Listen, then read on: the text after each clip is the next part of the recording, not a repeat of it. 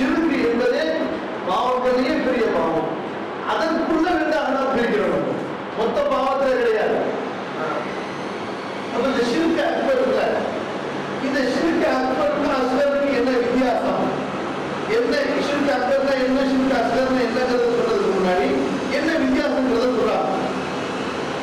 அப்ப ஷிர்க் அக்பர் ஒருவர் செய்துவிட்டால் அவர் இஸ்லாமிய மார்க்கத்திலிருந்து வெளியேறிவிடுவார். இஸ்லாமிய மார்க்கத்திலிருந்து அவர் வெளியேறிவிடுவார்.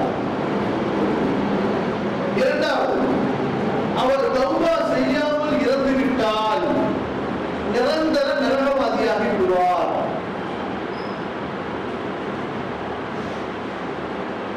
இது ஷிர்க் அக்பர் உள்ள சட்டம்.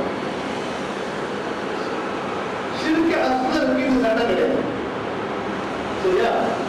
இந்த ஷிர்க் அக்பர் என்றால் என்ன? ஏற்கனவே நம்ம சொல்லியிருக்கிறோம், அதுல இருந்து சொல்றோம்.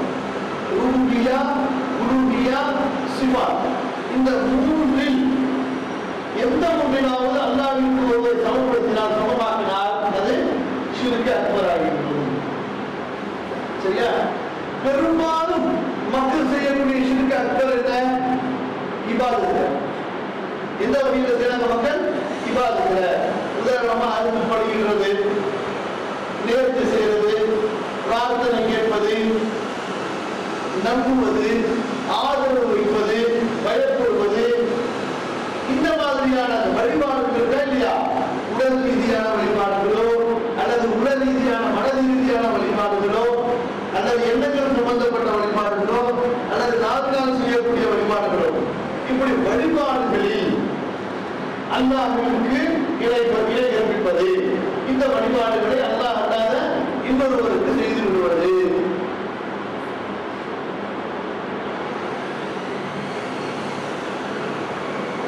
இன்றைய காலத்தில் நாம் உதாரணம் சொல்வதாக இருந்தால், இன்று மக்கள் தர்காக்கள் என்று சொல்கின்ற இடத்தில் நடக்கக்கூடிய அந்த செயல்களை குறிப்பிடலாம்.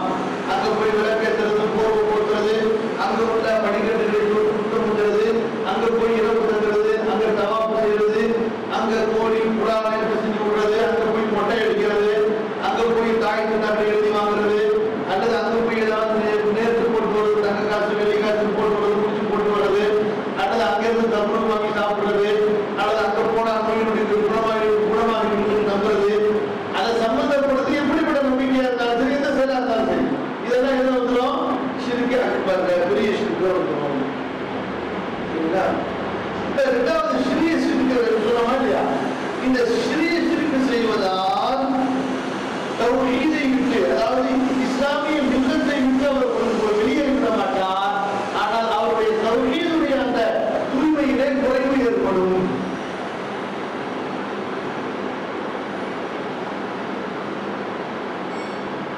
இப்ப இந்த சிறிய ஷிர்க்குக்கு சில உதாரணங்களை சொல்றாங்க. ஹதீஸிலே உதாரணங்கள் சொல்லப்பட்டிருக்கு. இப்ப அல்லாஹ் அல்லாதவரை கொண்டு ஒருவர் சத்தியம் செய்தால், அத்தா மேல சத்தியம், அப்பா மேல சத்தியம், அம்மா மேல சத்தியம் இருக்கிறாரு. இப்ப இது சின்ன ஷிர்க். சின்ன ஷிர்க்னா என்ன? பொதுவா வளமையில அவருக்கு இந்த வார்த்தை வந்துருச்சு, அவை சின்ன ஷிர்க் ஆயிடும்.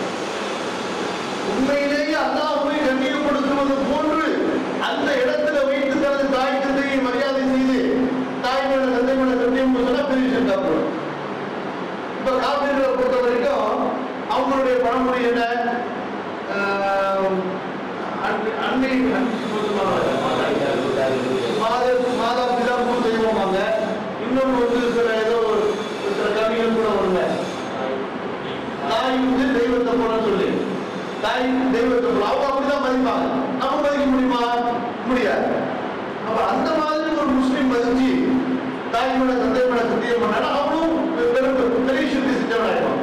பொதுவா வளமையில ஒரு மாவுள்ள வரலாறுல தெரியாம அத்தா மேல சத்தியம், அப்பா மேல சத்தியம், ஏதோ அல்லாஹ் மற்றவர்கள் மேல சத்தியம் செஞ்சுட்டா அது சின்ன ஷிர்க் ஆயிடும். அல்லாஹ்வுக்குள்ள கண்ணியத்தை போல எப்படி அல்லாஹ் மேல சத்தியம் செஞ்சு நிறைவேற்றவில்லை என்றால் அல்லாஹ் கண்டிப்பான் அல்லவா, அந்த மாதிரி இவர் மேல சத்தியம் செஞ்சு நான் அதை பொய்ப்பித்து விட்டால் இவர் என்னை கண்டிப்பார் அல்லது சத்தியம் எனக்கு நட்டத்தை ஏற்படுத்திவிடும் அதே போல இந்த தாயத்துகள் தகடுகள் கட்டுறது, இந்த தாயத்துகள் தகடுகள் கட்டுறதுல ரெண்டு விதமா இருக்கு. ஒன்று நேரடியா குர்ஆன் வசனங்கள் அல்லது ஹதீஸுடைய துஆக்கள் எழுதப்பட்டிருக்குமென்றால், சரியா, இது ஒரு தனி சட்டம். அடுத்து சொல்றோம். அந்த மாதிரி இல்லாம கட்டம், நம்பரு, அல்லாஹ் அல்லாத ஒரு மலக்குகளுடைய பேர்கள், பெரும்பாலும் தாயத்தை பார்த்தீங்கன்னு சொன்னா, இன்னைக்கு நம்ம தெரிஞ்சிருந்தா ஒரு பெரிய பையை தூக்கிட்டு வந்திருக்கலாம். என்ன, ஆஃபீஸில் ஒரு பெரிய பையே இருக்குது, தாயத்துகளை கட்டி வெட்டி வெட்டி வச்சிருக்கிறோம், தாயத்து தகடு எல்லாத்தையுமே.